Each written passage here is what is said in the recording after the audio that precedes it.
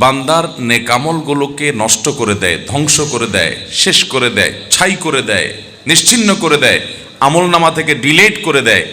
কোন কোন অপরাধ, কোন কোন পাপ, কোন কোন ভয়াবহ বিষয়, সেগুলোকে জানতে হবে, চিহ্নিত করতে হবে, এবং সেগুলো যেন আমাদের আমলের খাতাতে যেন না ওঠে, সেগুলো যেন আমাদের লাইফে না থাকে, সেগুলো যদি আমরা আলাদা করে ফেলতে পারি, সেগুলোতে যদি বেঁচে থাকতে পারি, তাহলে আমল অল্প করেন আর বেশি করেন, যেটুকুই করেন এটুকু সেফ থাকবে, নিরাপদ থাকবে, আল্লাহর কাছে পাওয়া যাবে ইনশাআল্লাহ।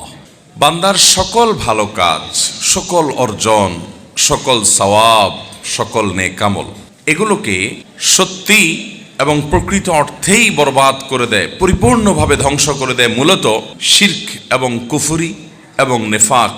এটি যখন মুখরিজ আনিল মিল্লাহ পর্যায়ের হয়, অর্থাৎ কেউ যদি বড় শিরক এবং বড় কুফরি এবং বড় নেফাকে লিপ্ত হয়, তাহলে এই ব্যক্তির সমস্ত আমলগুলো বরবাদ হয়ে যায়। সে আগে যত যা করেছে ভালো কাজ সব মাইনাসে চলে যায়, সব ডিলিট হয়ে যায়। কুফরি বলা হয় অবিশ্বাসকে। একজন মানুষ মুসলমান, তিনি নামাজ রোজা ইবাদত বন্দেগী যতটুকু পেরেছেন করেছেন, হঠাৎ করে আল্লাহর কোনো গুরুত্বপূর্ণ নির্দেশ, আল্লাহর কোনো গুরুত্বপূর্ণ নিষেধ, যেটা অকাট্যভাবে প্রমাণিত হয়েছে, এরকম কোনো কিছুকে তিনি অস্বীকার করে বসে আছেন। তিনি এটা স্বীকার করেন না, বললেন না আল্লাহর এটা আমি মানি না, নাউজুবিল্লাহ, না এটা আমার বুঝে আসে না, এটা আবার কিভাবে হতে পারে। আল্লাহ তাআলার পক্ষ থেকে নির্দেশ অকাট্যভাবে প্রমাণিত হয়েছে কোরআনের সুস্পষ্ট আয়াত দ্বারা এবং এই জাতীয় নস দ্বারা, যার মাধ্যমে এটি প্রমাণ হতে পারে।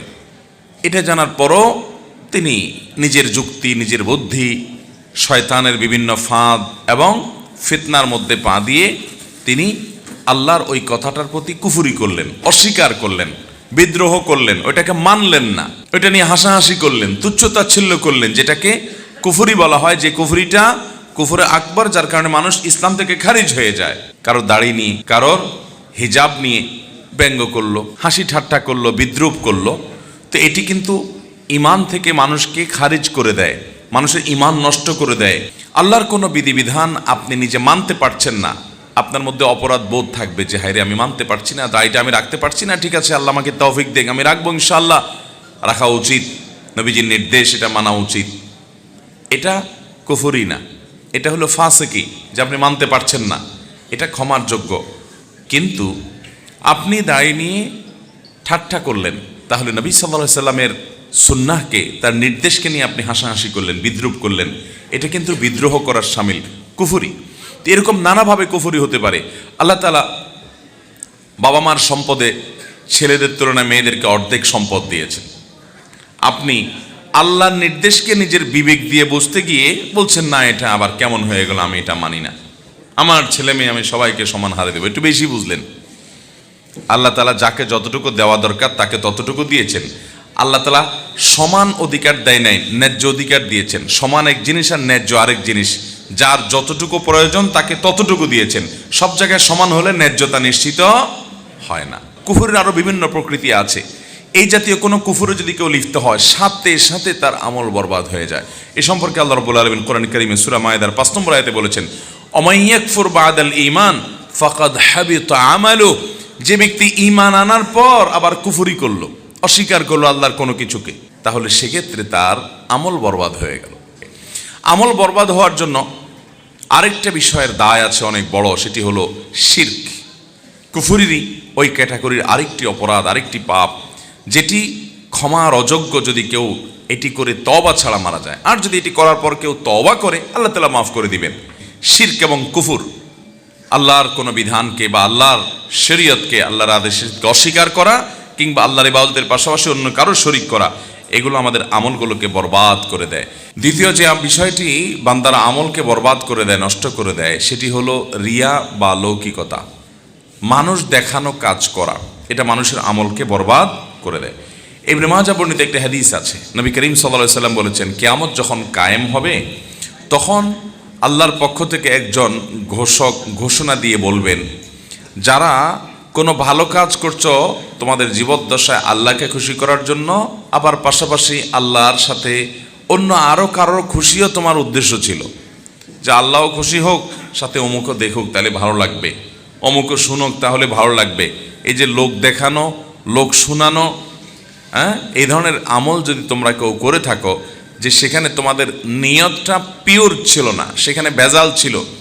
আল্লাহকে খুশি করার পাশাপাশি বান্দাকে খুশি করার বিষয়টিও সেখানে চলে আসছে। এরকম যদি হয়, বান্দাকে যখন কিয়ামতের ময়দানে ডেকে বলবেন, দুনিয়াতে যদি কোনো ভালো কাজ করো, আল্লাহকে খুশি করার উদ্দেশ্য ছিল, সাথে একটু বান্দারা একটু দেখুক, বান্দারা একটু আমাকে ভালো বলুক, একটু বাহাবা দেখ, সবাই একটু জানুক, একটু ভাবসাব আসবে, এরকম অসৎ উদ্দেশ্য যাদের ছিল, আল্লাহর পক্ষ থেকে ঘোষণা দিয়ে বলবেন তারা যেন তাদের সেই ভালো কাজের সওয়াবের আশা আল্লাহর কাছে না করে ওইটা আল্লাহকে খুশি করার পাশাপাশি আর যাকে দেখানোর জন্য, যাকে খুশি করার জন্য, যার কাছে গল্প দেওয়ার জন্য করছিলা, তার কাছ থেকে গিয়ে বিনিময় নাও। কারণ ইন্নাল্লাহা আগনা শুরাকা আনিশ শিরক, আল্লাহ তাআলা তার সাথে যাদেরকে শরীক সাব্যস্ত করা হয়, এসব শরীক টরিকের শিরক থেকে, পার্টনারশিপ থেকে আল্লাহ তাআলা অনেক পবিত্র। এগুলোর কোনো প্রয়োজন আল্লাহ তাআলার নাই। পিওর কোনো আমল আল্লাহর জন্য করলে, যে সেখানে আল্লাহর কাছেই আমি শুধুমাত্র সওয়াব আশা করি, মানুষের কাছে আমার কিছু পাওয়ার আশা নাই, তাহলে সেই আমলটার বিনিময় আল্লাহর কাছে পাওয়া যাবে। যেই আমলটা আল্লাহর কাছে বিনিময়ের পাশাপাশি বান্দার কাছ থেকে কিছু পাওয়ার আশা বা ধান্দা থাকবে, সে আমলের বিনিময় আল্লাহর কাছে পাওয়া যাবে, ওই আমলটা বরবাদ হয়ে যাবে। সব আমল না, যে আমলটার ভিতরে রিয়া থাকবে, লৌকিকতা থাকবে, লোক দেখানো, লোক শোনানো মানসিকতা থাকবে, ওই আমলটা বরবাদ হয়ে যাবে। আবারও বলছি, কুফরি এবং শিরক এটি সকল আমল বরবাদ করে দেয়। রিয়া বা লৌকিকতা, মানুষ দেখানো আমল করার প্রবণতা, এটাও বান্দার আমলকে, যে আমলে রিয়া, মানুষকে দেখানো, মানুষের কাছে বাহবা নেওয়া, দুনিয়ার মানুষের কাছে প্রশংসা কুড়ানো ইত্যাদি দুনিয়ার ধান্দা থাকবে, এগুলোর ওই আমলটা বরবাদ হবে, ওইটার সওয়াব আল্লাহর কাছে পাওয়া যাবে। হাসাদ বা হিংসা মনের মধ্যে যদি থাকে, অন্যের প্রতি হিংসা থাকলো, হাসাদ থাকলো, এটাও আমাদের আমল বরবাদ করে দিতে পারে।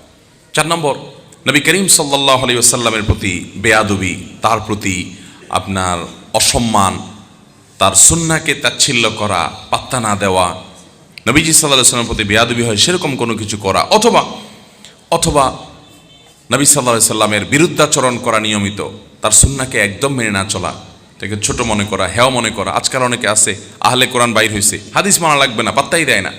তো এগুলো মানুষের আমলকে বরবাদ করে দিতে পারে। আর একইভাবে একজন মানুষ তার আমলকে বরবাদ করে দিতে পারে সালাতুল আসর তরক করা, আসরের নামাজ তরক করা। আসর নামাজের বিশেষ যত্নবান থাকতে হবে, এটা আমল বরবাদ করে দেওয়ার মতো একটা বিষয়। সেটা ওই শুধু নামাজের আমলটাও হতে পারে, অন্য ব্যাখ্যাও হতে পারে। আর সর্বশেষ এবং 6 নম্বর পয়েন্ট যেটি, সেটি হলো কারোর ব্যাপারে ফায়সালা দিয়ে পণ্ডিতি করে সে জাহান্নামে যাবে, আল্লাহ তাকে মাফ করতে পারে না, অসম্ভব আল্লাহ তাকে মাফ করতে পারে না, এরকম শক্ত দিয়ে কারোর ব্যাপারে মন্তব্য করা যাবে না। দেখেন, আমরা আজকাল অন্যের ব্যাপারে মন্তব্য করতে খুব মজা পাই, খুব স্বাদ পাই, খুব তৃপ্তি পাই। কেউ মারা গেল, কাকে জাহান্নামে পাঠাইতে পারলাম, কাউকে গোমরা কাফের ফতোয়া দিতে পারলাম, সে পথভ্রষ্ট বলে দিতে পারলাম, এগুলো বললে আমাদের কাছে একটু ভালো লাগে, তাই না?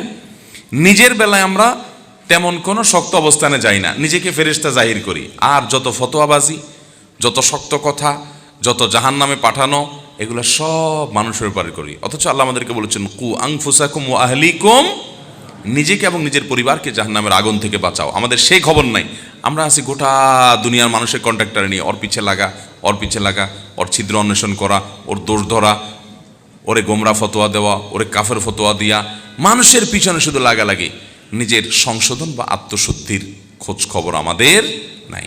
আল্লাহ তাআলা আমাদেরকে সৎ এবং নেককার মানুষ হিসাবে দুনিয়া থেকে যাওয়ার তৌফিক দান করুন। প্রথম পয়েন্ট যেটি, শিরক এবং কুফর, এটা একেবারে সকল আমল বরবাদ করে দেয়।